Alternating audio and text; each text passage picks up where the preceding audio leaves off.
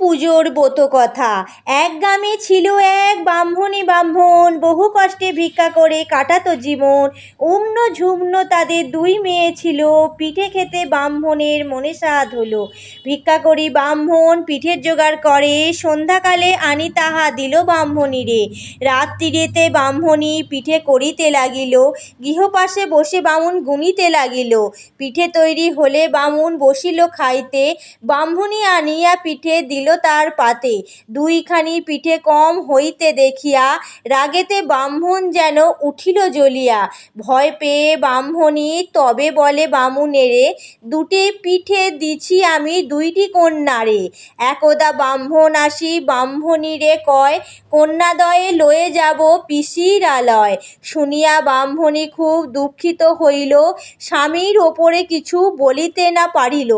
কন্যা দুটি লয়ে দিজ পথ বাহি যায়, হাঁটিতে হাঁটিতে শেষে দুপুর গড়ায়। ক্ষুধা পিপাসায় কাতর হইল কন্যাদ্বয়, ক্লান্ত হয়ে বসে তারা বৃক্ষের তলায়। অবশেষে কন্যা দুটি ঘুমাইয়া পড়িল, বামন সুযোগ পেয়ে সেই স্থান ছাড়িল। নিদ্রাভঙ্গে কন্যাদ্বয় লাগিল ভাবিতে, কোথা পিতা বলে তারা লাগিল ডাকিত। উম্ন বলে বাবাকে বুঝি বাঘেতে খেয়েছে, ঝুম্ন বলে পিতা মোদের ত্যাগ করে গেছে। পিঠে খেয়ে ছিনু মোরা সেই কোদ বসে, নিষ্ঠুর মোদের পিতা দিল বনবাসে। প্রভাত হইল নিশি হইল সকাল, পিঠে খেয়ে দুই বোনে এতেক জঞ্জাল। কোন দিকে যাবে তারা লাগিল ভাবিতে, ঘন ঘন চারিদিকে লাগিল দেখিতে। পথে পথে যেতে তারা দেখে কিছু দূরে, কতগুলি মেয়ে সেথা কিবা পূজা করে। উম্ন ঝুম্ন দুই বোন সেই স্থানে গেল, অমনি ইতুর ঘট উল্টে পড়িল। কন্যাগণ বলে রাগে হইয়া অস্থির, কে তোমরা অলক্ষ্মী হেতা হয়েছ হাজির।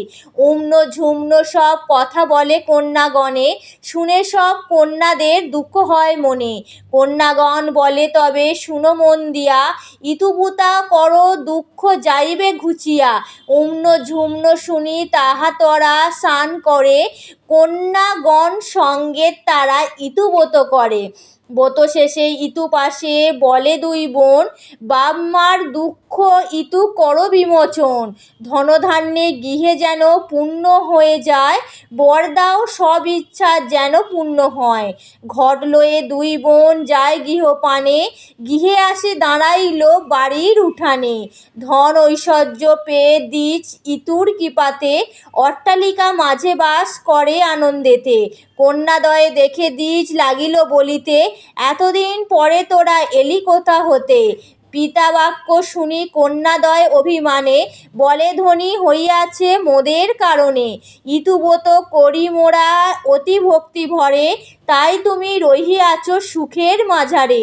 এতএব ইতুব্রত করো ভক্তি ভরে, শোক দুঃখ রোগ ব্যাধি রবে না সংসারে। এতক্ষণ ব্রাহ্মণী তার গৃহ মধ্যে ছিল, কণ্ঠরব শুনি মাতা উঠানে আসিল। মাতৃসে কন্যাদ্বয় লাগিল বক্ষেতে, আনন্দ অশ্রুতে বক্ষ লাগিল ভাসিতে। কন্যাদ্বয় বলে মাতা করি নিবেদন, ভক্তিভরে ইতুব্রত করহ পালন।